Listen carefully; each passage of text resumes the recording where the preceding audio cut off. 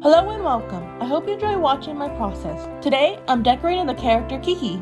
I'm so excited to start another character from Studio Ghibli, as I don't know if you've been able to notice yet, but these were one of my favorite movies growing up. Well, at least the early movies were the ones that I watched constantly, which doesn't mean that I don't like any of the newer films. But classics are classic.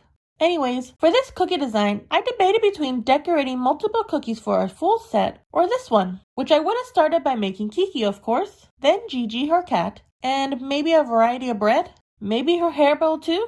Well, as you can tell by now, what with the thumbnail photo that I used, I didn't go with that option. Instead, I decorated a scenic view of her flying on her delivery route. Yep, that classic flying scene of the movie. Ah yes, the easier cookie design. How did I logic my way into thinking that that was a simpler option? Well, at least let me describe what I've been doing as I rambled on, which has been all of this outlining that I've been doing before I start my base flood. And you wouldn't think that the light colors from the royal and navy blue would be all that different, but when I choose between them, navy blue is the shade that I tend to go for. I'm not saying that you can't use the other shade or even sky blue, but it's the shade that I prefer. Well, that went off track there for a bit, that I didn't even finish my previous thought. You see, with this white icing I'm piping here, I'll be transforming this later into the coast and the top half of Kiki. And this dash of white here in the ocean is gonna be a seagull. I'm putting it here instead of on top, as I want the bird to be in the peripheral view. I just have to finish flooding the sky now to complete the base icing. I'll swirl the tips of the cloud to transform it from static and elevate it into a fancier cloud. I've noticed that these swirls that I'm doing here is something I've been using more often, and leaving the more simple clouds for my more cartoonish designs. Now on to the fun part, painting. Lots and lots of painting. Starting off with darkening the depths of the ocean, and I don't show this here or in any of my videos, but while the color I'm painting with is still wet, I blend it after into the icing, especially the edges. That's why you'll sometimes see the colors fade after the next stroke. And I can't forget to mention what I use to paint with, which is a 5-time distilled vodka as a base. As the liquid evaporates fast, it won't leave holes because, sugar and water. Then from there, I'll add my gel colors. Also adding white to the waves along the coast, I even ended up adding another shade of blue below the waves for more depth.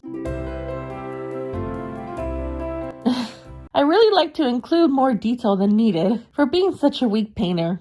I guess I like the challenge, which ended up taking me about 30 minutes as I kept painting unnecessary shading. Also that I go very slow, even more so here, because all of the small details that I couldn't mess up. So I started off painting with stripes of ivory and orange for the roofs that I'll be outlining after.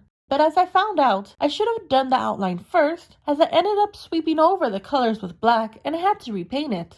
Here I'll basically draw rectangles or squares, depending on how I want the buildings to look. I also had to make sure that I kept a steady hand, as any movement would mess up the straight lines. Well, as straight as I could make the lines, from holding a brush as far away from my body for that perfect video. It's why my hand tends to move in the footage more than it should. Enough about this topic for now, as I'm sure I'll complain about it again when the thought pops up for another video. At least until I finally change how I record, however long that'll take me. For these trees, I'm using a tapping motion to give it more of a bush texture. What do you think? Did I convey what I wanted? Oh, I'm also adding some yellow and a darker green to add some shading into the foliage, plus some pink flowers.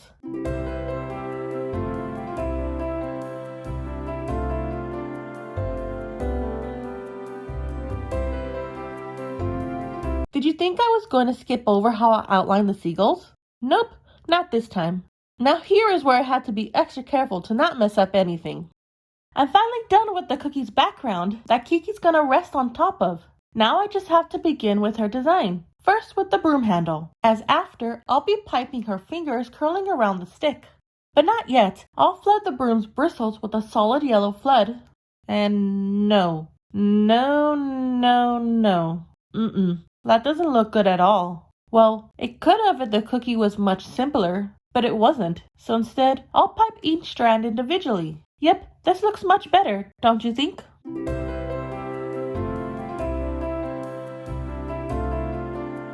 Oh look, time to make the other seagull, which I finished without using my scribe to settle the icing. There's no reason to mention this, just that it's rare for me not to use it, like at all, so I guess I just had to mention it.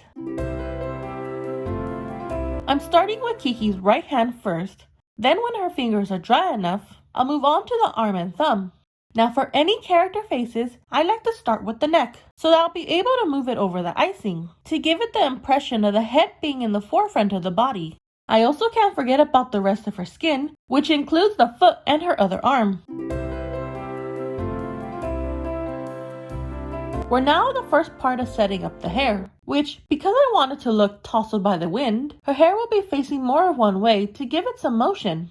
On to Kiki's dress, which I began with outlining everything first, as I want it to be solid enough to be able to separate one of the arms. And as that dries, I'll flood the left arm, then wait again to fill the rest of the dress. Let's also make sure this goes over the broom's bristles with the icing, so that the dress looks a bit thrown over the broom, while also leaving space for her bag. Here I'm tackling all of the red icing at once, starting off first with one half of Kiki's hair bow. Then I'll jump over to finishing the handbag that I've been assembling in the background. And of course, I can't forget about her slippers. Thinking back on this, I don't think I really used my dehydrator for the last parts of the cookie. I usually would, but I was feeling a little lazy, and I wanted to give myself a little longer of a break in between, to be able to rest my hand more than the 15 minutes the dehydrator would have given me. The last thing I'll be decorating is a cat, which I guess if you've seen the movie before, you would know that. The cat's turning out so cute. Look at his little paws. Okay, with that little excitement out of the way, it's on to the tail, which I don't know if you can see, but I left some icing behind where I'll be going over with the icing. It makes little difference to the cookie, but I think it makes it look more as if the tail is flying. I just have to finish the head, which, as you can see, I left behind some holes for the eyes and ears. But I had to go back with my edible pen, as the shade I chose for the ears turned out to be too light, which after I went over with the pen, it looked way better. Thank you for watching. Please don't forget to like and subscribe. See you next time!